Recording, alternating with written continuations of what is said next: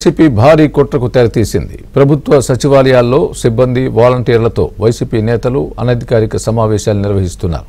3 నెలల పాటు ఒక్కొక్కరికి 30,000 రూపాయలు ఇస్తామంటూ హామీలు ఇస్తున్నారు. వైసీపీకి ఓటు వేయకుంటే పథకాలు రావంటూ ఓటర్లను బెదిరించాలని ఆదేశాలు జారీ చేస్తున్నారు.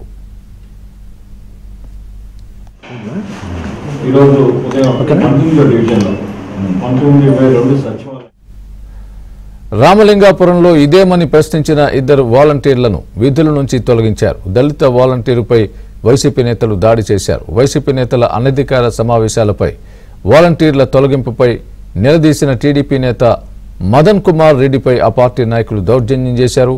పరుష పదజాలంతో దుర్భాషలాడారు. ఈ విషయంపై టీడీపీ శ్రేణులు ఆర్డీఓకి ఫిర్యాదు చేశారు. ఓట్ల కోసం వైసీపీ నేతలు కుట్రలు చేస్తున్నారని, వారిపై వెంటనే చర్యలు తీసుకోవాలని టీడీపీ నేత కోటమిరెడ్డి గిరిధర్ రెడ్డి డిమాండ్ చేశారు. ఈరోజు నెల్లూరు రూరల్ నియోజకవర్గంలో వైఎస్ఆర్ కాంగ్రెస్ పార్టీ ఏదైతే ఎలక్షన్స్ వస్తున్నాయో అవి సక్రమంగా జరగకుండా అక్రమ చర్యలకి పాల్పడుతూ వాళ్ళ సొంతంగా పార్టీకి సంబంధించిన కొంతమందిని ఎమ్మెల్యేలుగా మండల్ లెవెల్ ఆఫీసర్లుగా నియోజకవర్గానికి 4-6 నియమించి వారి ద్వారా ప్రతి సచివాలయంలో కూడా సచివాలయ సిబ్బందిని వాలంటీర్ సిబ్బందిని కూర్చోబెట్టి రాబోయే ఎలక్షన్స్లో మీరందరూ కూడా మీ 50 ఇళ్లలో ప్రతి ఇంటికి తిరిగి మీరు వైఎస్ఆర్ కాంగ్రెస్ పార్టీకి ఓటు వేసేంతవరకు బాధ్యత తీసుకోవాలి.